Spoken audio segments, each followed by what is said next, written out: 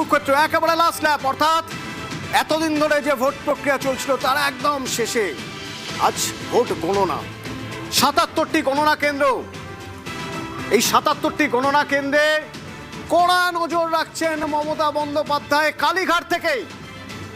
যারা যারা রয়েছেন দলের কর্মীরা তাদের সবার সঙ্গে কথা বলছেন, আপডেট জানছেন। গণনায় সতর্ক নজরদারি মমতার। এর আগে তিনি এক্স হ্যান্ডেল পোস্ট করেছিলেন, সবাইকে সতর্ক থাকতে বলেছেন, সজাগ থাকতে বলেছেন। তিনি পাহারা দিচ্ছেন রাতে জেগে, তিনি খবর রাখছেন, সবাই যেন নজরে রাখে। কোথাও কোনো এমন যদি হয় যেটা হওয়া উচিত নয়, যেন অভিযোগ জানানো হয় ঠিকঠাক জায়গায়। 1 ইঞ্চি জমিও ছাড়া যাবে না, এক্স হ্যান্ডেলে পোস্ট করেছিলেন মমতা বন্দ্যোপাধ্যায়। এবং নিজেই নজরদারি করছেন ৭৭টি গণনা কেন্দ্র রাজ্যের।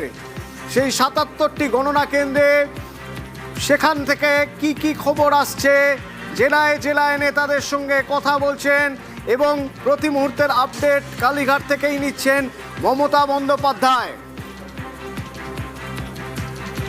ওয়ার রুম, সকাল থেকে ওয়ার রুমে অভিষেকও। আবির আছে আমার সঙ্গে। আবির, কি খবর পাচ্ছি আমরা, কি খবর রয়েছে?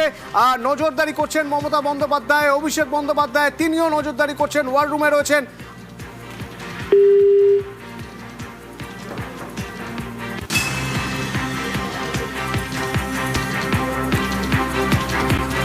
সাতাত্তরটি গণনা কেন্দ্র, কোথাও কোনো রকম কারচুপি যেন না হয়, হলে তা যেন সঙ্গে সঙ্গে নজরে আনা হয়। Mamata Bandyopadhyay x handle post করেছিলেন, একবার দেখে নি কি পোস্ট ছিল। সতর্ক থাকুন, পাহারা দিন, রাত জাগুন, অভিযোগ করুন। দলের কর্মীদের বলছেন, দলের কর্মীদের সোশ্যাল মিডিয়ার মাধ্যমে বার্তা ছড়িয়ে দিচ্ছেন এবং কেন তার ব্যাখ্যাও দিয়েছেন। বলছেন বিভিন্ন জায়গা থেকে খবর পাওয়া যাচ্ছে পরিকল্পিতভাবে লোডশেডিং করে দেওয়া হচ্ছে। কোন কোন জায়গা তাও বলছেন। হুগলি শ্রীরামপুর, নদিয়ার কৃষ্ণনগর, ওদিকে বর্ধমানের রাউসগ্রাম, কলকাতার ক্ষুদিরাম অনুশীলন কেন্দ্রে এরকম ঘটনার সামনে এসেছে বলে দাবি করছেন তিনি। এবং তারপর এখন যে আপডেট পাচ্ছি, তিনি কালীঘাট থেকেই ৭৭টি ভোট গণনা কেন্দ্রের প্রতি মুহূর্তের আপডেট নিচ্ছেন। আরও জানবো, আবির রয়েছে সরাসরি আমার সঙ্গে। আবির,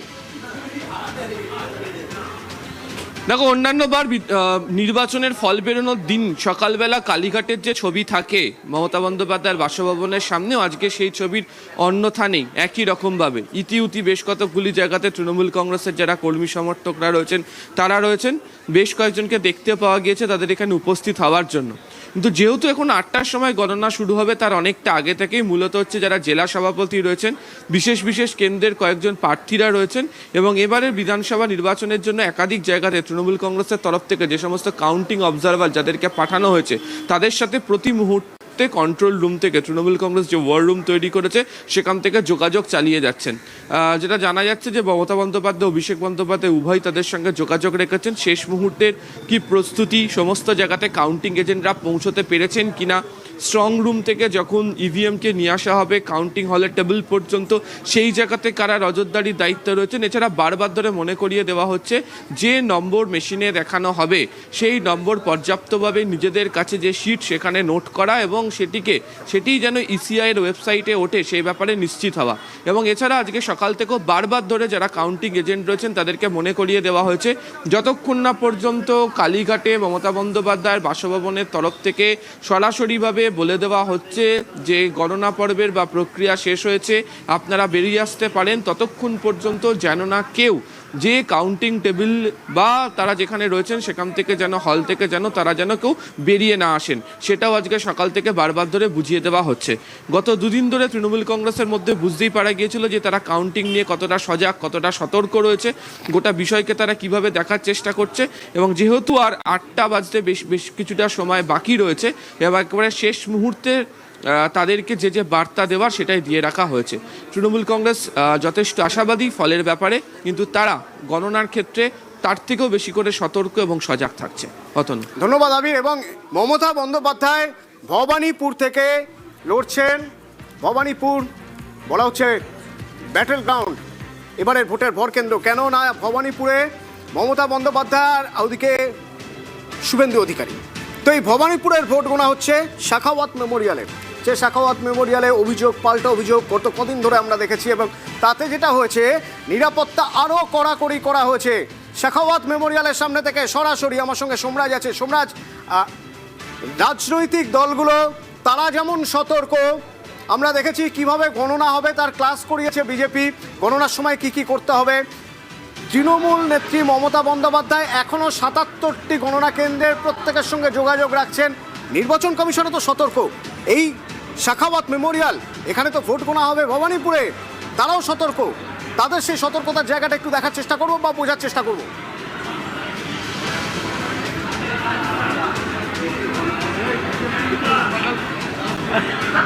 সোমরাজ,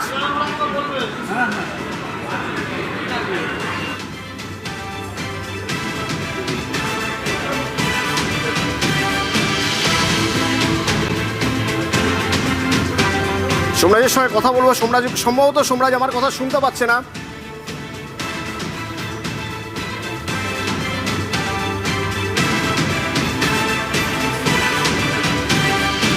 ও সোমরাজ নেতাজি ইন্ডোরের সামনে থেকে রয়েছে, নেতাজি ইন্ডোর থেকে রয়েছে। সোমরাজ, তোমার মাধ্যমে একটু আপডেট জানতে চাইবো নেতাজি ইন্ডোরে।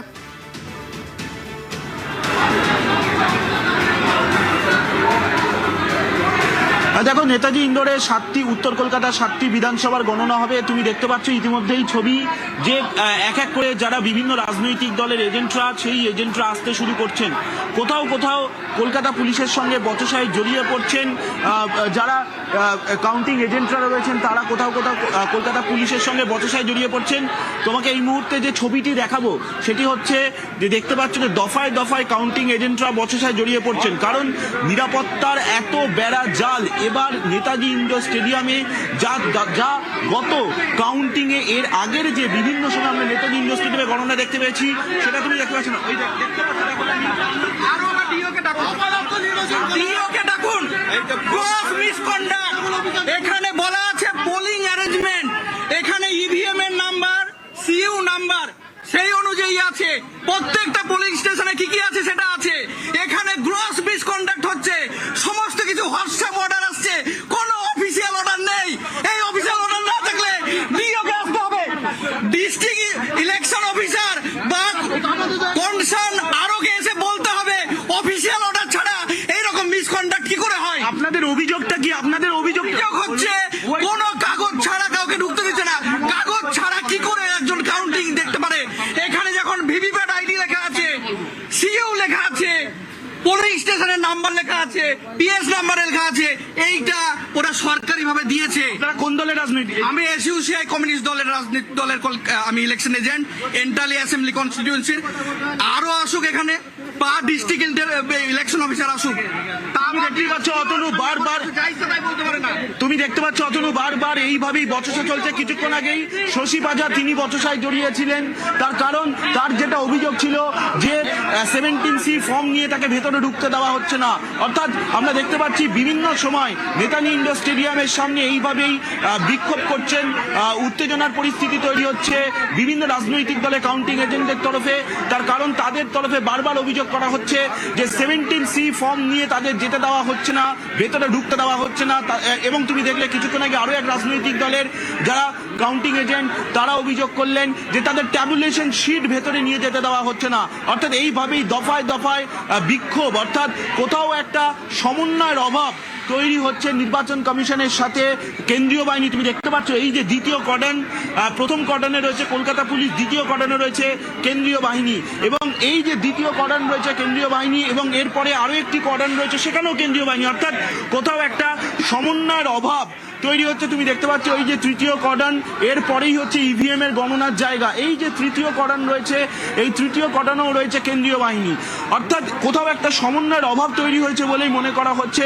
সেই কারণেই কেউ কাগজ নিয়ে, অর্থাৎ এই যে ইভিএম এর যে গণনা হবে তারা তো কাগজে নথিবদ্ধ করবেন, এবং এখানেই যেটা অভিযোগ উঠে আসছে বারবার যে কাগজ নিয়ে যেতে দেওয়া হচ্ছে না, এবং কাগজ নিয়ে দেওয়া হচ্ছে না অভিযোগ করছেন বিভিন্ন রাজনৈতিক দলের কর্মীরা। এবং যারা এজেন্ট রয়েছেন তারা কিছুক্ষণ আগে শশী পাঁজা তিনিও একই অভিযোগ করলেন, কাগজ নিয়ে কেন ঢুকতে দেওয়া হচ্ছে না। সিইও ইলেকশন কমিশনের কি বলছেন শুনো। 3 टायर सिक्योरिटी हमारी, आपका जो इनामो सिक्योरिटी CAPF है, उसके बाद आपका आर्म पुलिस है, स्टेट आर्म पुलिस, उसके बाद स्टेट पुलिस है, सब तरीके के अरेंजमेंट्स हैं हमारे यहाँ, कोई दिक्कत नहीं है। बिजली कट कौन करता है? बिजली कट तो ECI के हाथ में नहीं है, CU के हाथ में नहीं है, बिजली तो बिजली डिपार्टमेंट का है। हमने तो सब तरफ से रिक्वेस्ट कर रखा है कि बिजली डिपार्टमेंट अनइंटरप्टेड पावर दे, सबसे बात किया है हमने। उसके अलावा वहाँ पे जनरेटर्स भी हैं। লোডশেডিং ইচ্ছাকৃতভাবে লোডশেডিং এর অভিযোগ করা হচ্ছে, সেই অভিযোগের প্রেক্ষিতে এই ছিল সিইওর বক্তব্য। খড়গপুরে কাউন্টিং সেন্টার, সেখান থেকে বিশ্বজিৎ আছে সরাসরি আমার সঙ্গে। খড়গপুর সদর দিলীপ ঘোষ, কিছুক্ষণ আগে দিলীপ ঘোষ বললেন তিনি কনফিডেন্ট, শুধু কনফিডেন্ট খড়গপুর সদর নিয়ে নয়, তিনি কনফিডেন্ট যে এবার বিজেপি বাংলায় সরকার গড়ছে। তো কাউন্টিং সেন্টারের সামনে ছবি, কাউন্টিং ওদিকে কিছুক্ষণের মধ্যে শুরু হবে। সামনের ছবিটা দেখতে চাইবো, বিশ্বজিৎ রয়েছে সরাসরি। বিশ্বজিৎ, একদমই, আমরা খড়গপুর রয়েছি, খড়গপুর কেন্দ্রীয় বিদ্যালয়, সেখানে কাউন্টিং শুরু হবে আর কিছুক্ষণের মধ্যে। একবার ছবি দেখাবো যে এখানে নিরাপত্তার প্রথম স্তর, এখানেও কেন্দ্রীয় বাহিনী রয়েছে, রাজ্য পুলিশ রয়েছে এবং এখানেই 100 মিটারের মধ্যে যে কঠোর নিষেধাজ্ঞা তার নোটিশ দেওয়া হয়েছে। পাশাপাশি আমরা যদি দেখি যে দীর্ঘ লাইন ছিল, সকালবেলা থেকে দীর্ঘ লাইন ছিল, যারা রাজনৈতিক এজেন্ট এবং যারা হচ্ছে কর্মী, ভোট কর্মী, তারা ঢুকছিলেন। এবং এখানে এই কেন্দ্রীয় বিদ্যালয়, খড়গপুর কেন্দ্রীয় বিদ্যালয়, সেখানে কেশিয়ারি বিধানসভা 223, কেশিয়ারি বিধানসভা, খড়গপুর সদর 224, খড়গপুর সদর এবং সবং 226, সবং 227, পিংলা 228, খড়গপুর, এই 5টি বিধানসভা কেন্দ্রের গণনা হবে, ভোট গণনা। এবং এই কেন্দ্রীয় বিদ্যালয়ে প্রতিটি বিধানসভার জন্য পৃথক করে 2টি হল ঘর করে রয়েছে এবং এই 2টি হল ঘরে মোট 14টি টেবিল রয়েছে, 7 করে 14টি টেবিল। সেই টেবিলে গণনার কাজ শুরু হবে। একদম প্রস্তুতি সম্পন্ন নিরাপত্তা বলয় রয়েছে, যেমন এখানে একটি নিরাপত্তা বলয় যেখানে কেন্দ্রীয় বাহিনীর নিরাপত্তা রয়েছে, রাজ্য পুলিশ রয়েছেন। ঠিক গণনা কেন্দ্রের দরজায়, অর্থাৎ গণনা কেন্দ্রের সামনে, সেখানে আরও একটি নিরাপত্তা বলয় রয়েছে এবং তারপর গণনা কেন্দ্রের ভেতরে এইরকম ত্রিস্তরীয় নিরাপত্তা বলয়ের মধ্যে এই ভোট গণনার কাজ শুরু হবে। কিছুক্ষণের মধ্যেই শুরু হয়ে যাবে ভোট গণনা, কিছুক্ষণের মধ্যেই। আর তখন